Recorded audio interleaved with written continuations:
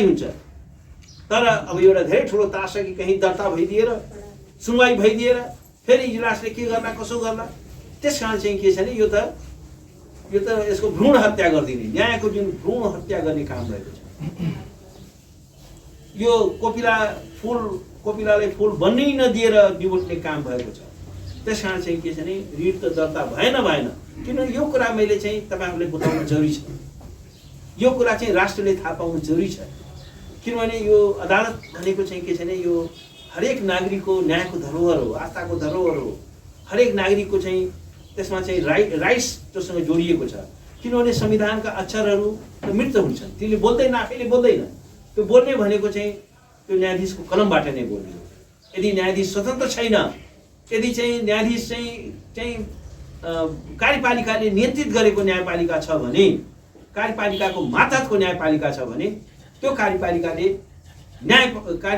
न्यायपालिकाले कार्यपालिकाको स्वेच्छाचारितालाई कटौती गर्न सक्दैन, त्यसमा लगाम लगाउन सक्दैन। हामीलाई चाहिँ के छ भने त्यो चाहिँ कार्यपालिकाको स्वेच्छाचारितालाई लगाम लगाउन सक्ने न्यायपालिका चाहिएको छ। हामीलाई चाहिँ के छ भने कार्यपालिकाको स्वेच्छाचारितालाई चाहिँ यस माइन्ड जुडिसियरी, कमिटेड जुडिसियरी भन्छ। इन्दिरा गान्धीले पनि भन्छन् we need a committed judiciary. तर हामी के भन्छौँ भने जुडिसियरीको कमिटमेन्ट भनेको, प्रतिबद्धता भनेको त्यो प्रधानमन्त्रीका प्रति होइन, त्यो रुलिङ पार्टीका प्रति होइन। त्यो कमिटमेन्ट भनेको, उसको प्रतिबद्धता भनेको संविधानका प्रति हुन्छ, कानुनका प्रति हुन्छ। तर आज चाहिँ के छ भने कमिटेड जुडिसियरी, कार्यपालिकाका प्रति कमिटेड जुडिसियरी चाहिँ निर्माण गर्न खोज्दैछ। कार्यपालिकालाई चाहिँ न्यायपालिकाले कार्यपालिकाको मातहतमा ल्याउन खोज्दैछ। यो भनेको चाहिँ गम्भीर र खतरनाक स्थिति हो। यो भनेको death of the constitution, it's a death of the judiciary, it's a death of the rule of ल। र यस्तो बेलामा पनि हामी चुप लाग्नु भनेको, मौन भएर बस्नु भनेको पनि इट इज अ क्राइम, यो अपराध हो। र एउटा कानुन व्यवसायीको नाताले, एउटा यो देशको सचेत नागरिक भएको नाताले म चुप लागेर बस्न सक्दिनँ। सबैभन्दा ठुलो पद, एकजनाले भन्थे सबैभन्दा ठुलो पद भनेको प्रधानमन्त्रीको पद होइन, मन्त्रीको पद पनि होइन, सबभन्दा ठुलो पद भनेको नागरिकको पद हो। म एउटा नागरिक, सार्वभौम सत्ता सम्पन्न नागरिक। त्यसकारण म कुनै पदको दौडमा हुन्न, किनभने पदमा जाने बित्तिकै मेरो स्वतन्त्रता कटौती हुन्छ। मैले त्यहाँ चाहिँ के छ भने त्यसको चाहिँ जसले नियुक्त गर्छ त्यसपछि लोयलिस्ट हुनुपर्ने हुन्छ, उसको भजन कीर्तन गर्नुपर्ने हुन्छ। नेपालमा कसैले इन्डिपेन्डेन्ट व्यक्तिलाई कहीँ ल्याउन चाहँदैन, त्यसमा म जानु पनि चाहन्न। त्यसमा मेरो बुझाइ के छ भने सबैभन्दा ठुलो पद नै नागरिकको पद हो। मलाई एउटा सिटिजन हुनुमा गर्व छ। मलाई न्यायाधीश हुने रहर छैन, मलाई कुनै मन्त्री प्रधानमन्त्री हुने रहर छैन, मलाई नागरिक भएकोमै गर्व छ। ताकि चाहिँ के छ यस्ता व्यतिथिहरूमा बोल्न सकौँ। आज मान्छे बोलिरहेछ, म त छक्क परेको छु। आफ्नो स्वतन्त्रता खोजिँदाखेरि आफ्नै अदालतमा चाहिँ के छ यसरी चाहिँ रेप भइरहेको छ। दिउँसै चाहिँ के छ संविधानका धाराहरूमा चाहिँ रेप भइरहेको छ। आज कोही बोल्दैन, मौन छ। साँच्चीकै भन्यो भने कानुन व्यवसायीहरूले त नेसन वाइड पेन डाउन गर्नुपर्ने हो, बेन्च बहिष्कार गर्नुपर्ने हो। र एडमिनिस्ट्रेटिभ त्यो चाहिँ के छ रजिस्ट्रारको कार्यालयमा चाहिँ के छ घेराउ दिनुपर्ने हो। किन यो दर्ता हुँदैन? तिमी के कानुनभन्दा माथि छौ? तिम्रो काम चाहिँ के छ त्यसलाई दर्ता गर्ने हो, न्यायाधीश समक्ष प्रस्तुत गर्ने हो। न्याय नियोजनको लागि तिमीलाई राखिएको होइन, न्यायिक प्रक्रियालाई चाहिँ फेसिलिटेट गर्नको लागि, सहजीकरणको लागि तिमीलाई राखिएको हो। न्यायलाई नियन्त्रित गर्न, त्यसलाई चाहिँ विलिन गर्नको लागि तिमीलाई राखिएको होइन। त्यसकारण अब चाहिँ के छ भने न्यायपालिकालाई कार्यपालिकाको अन्तर्गत बनाउन खोज्दैछ र न्यायपालिकालाई कर्मचारी तन्त्रको मातहतमा बनाउन खोज्दैछ। सबभन्दा खतरनाक कुरो यहाँ छ। जजेजहरूलाई चाहिँ के छ भने अब चाहिँ त्यहाँको ब्युरोक्रेसीको चाहिँ बन्दी बनाइएको छ। तर एउटा कुरा के हो भने न्यायिक अधिकारको प्रयोग, संविधानको धारा 126, त्यसको प्रयोग गर्ने अधिकार चाहिँ त्यो चाहिँ न्यायपालिका, न्यायाधीशलाई मात्रै छ। यहाँ त के छ भने हेर्नुहोस्, म एउटा तपाईँले बडो कटु अनुभव भन्छु।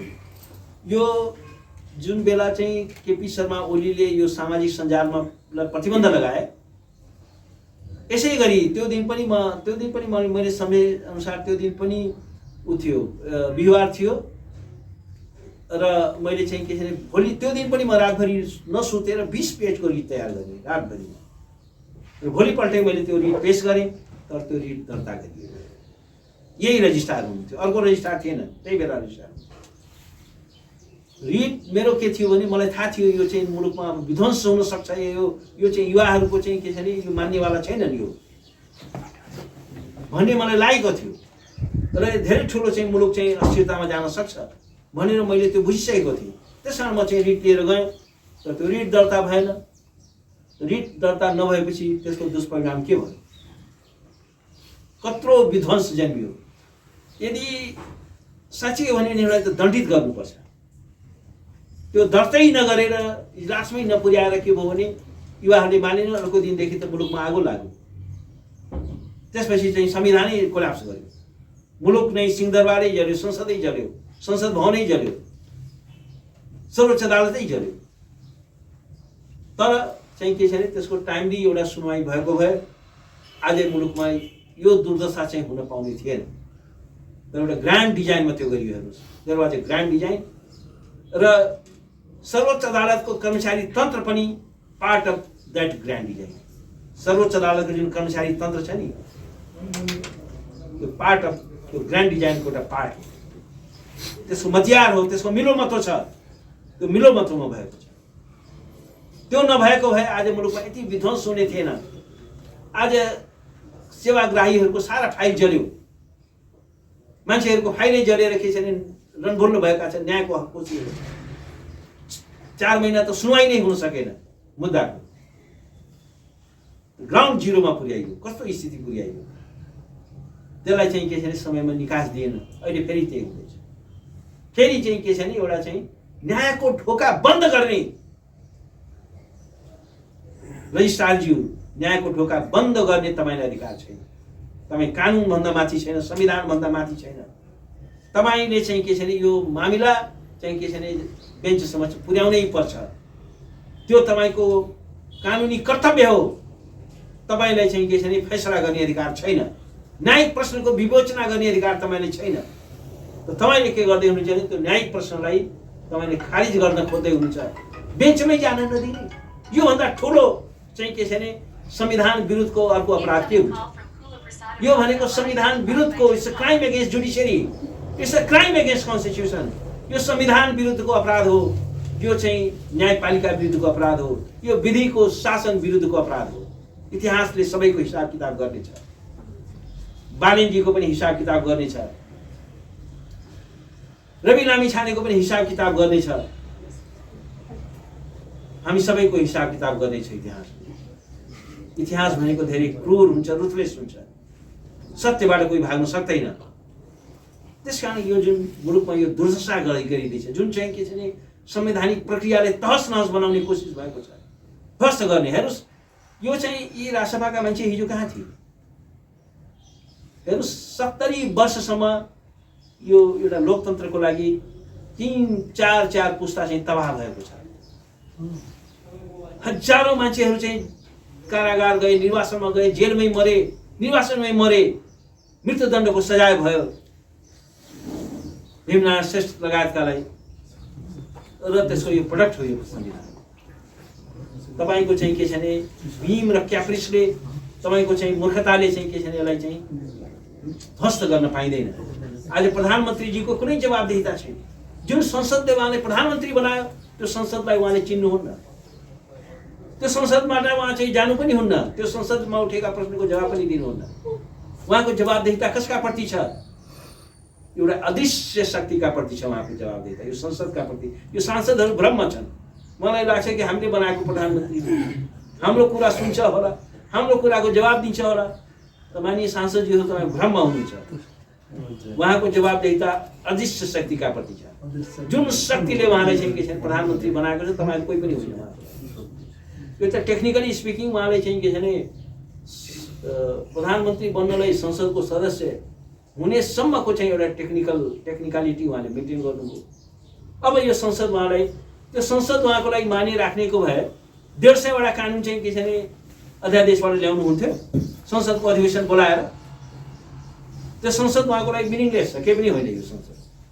त्यस कारण चाहिँ के छ भने आज पनि उहाँ जानु भएन, हिजो त जानै भएन। उहाँ राष्ट्रपति हेर्नुहोस्, उहाँले नीति तथा कार्यक्रम ल्याउनु भयो, तर त्यो नीति र कार्यक्रमै लावारिस उहाँले नै बनाएकै होइन रहेछ। किनभने एउटा महत्त्व नीति र कार्यक्रमको अभिभाषण चल्दै थियो, राष्ट्रपतिले त्यो पाठ गर्दै हुनुहुन्थ्यो, उहाँ छोडेर हिँडिदिनु हो, बहिष्कार गरिदिनु। यो त लावारिस भइसक्यो नि त नीति तथा कार्यक्रम। अब यो बजेट पनि लावारिस हुन्छ, संसदमा कुनै पनि सबै लावारिस हुन्छ। यसो कसैको उहाँको जवाबदेहिता जहाँ छ उसैले कानुनको ड्राफ्ट दिन्छ। अध्यादेश भनेको के हो? संसदमा पेश नभएको कानुन। त्यो कहाँबाट यो चाहिँ 2 दिनमा 1 दिनमा कसरी यो चाहिँ 150वटा कानुन संशोधन गर्ने अध्यादेश कसले ड्राफ्ट गर्यो? त्यो सम्भव छ? त्यो कहीँ न कहीँ गोप्य एउटा चाहिँ एजेन्सीले त्यो चाहिँ ड्राफ्ट तयार गरिरहेको, कहीँ न कहीँ गोप्य एजेन्सीले त्यसमा होमवर्क गरिरहेको थियो। हेर्नुहोस्, उहाँले 100 बुँदे जुन ल्याउनु भयो नि, जुन दिन चाहिँ उहाँले शपथ ग्रहण गर्नुभयो त्यही दिन उहाँले 100 बुँदे निकाल्नुभयो। त त्यो कसले ड्राफ्ट गरेको थियो? त्यो 2 घण्टा 3 घण्टामा चाहिँ के छ त्यो 100 बुँदे। त्यसबाट के लाग्छ भने अब चाहिँ शासनको सूत्रधार कोही अर्कै हो, उहाँ पनि चाहिँ के छ देखाउने दाँत मात्रै। उहाँले के जवाब दिने? उहाँले चाहिँ जवाब दिने उहाँमा त्यसका लागि उहाँ जिम्मेवारी छैन। उहाँ प्रधानमन्त्रीहरूले बनाइदियो, चुनावहरूले जिताइदियो, अरूले ल्याएर उहाँलाई चाहिँ के छ भने राष्ट्रसभामा चाहिँ मर्ज गराइदियो। उहाँ त चाहिँ चुप लागेर बसिसक्नु भएको थियो, पार्टी पनि दर्ता गर्नुभएको थियो। प्रधानमन्त्री हुने उहाँको कुनै एजेन्डै थिएन, उहाँको कुनै रोडम्यापै थिएन। त्यस कारण उहाँले दर्ता पनि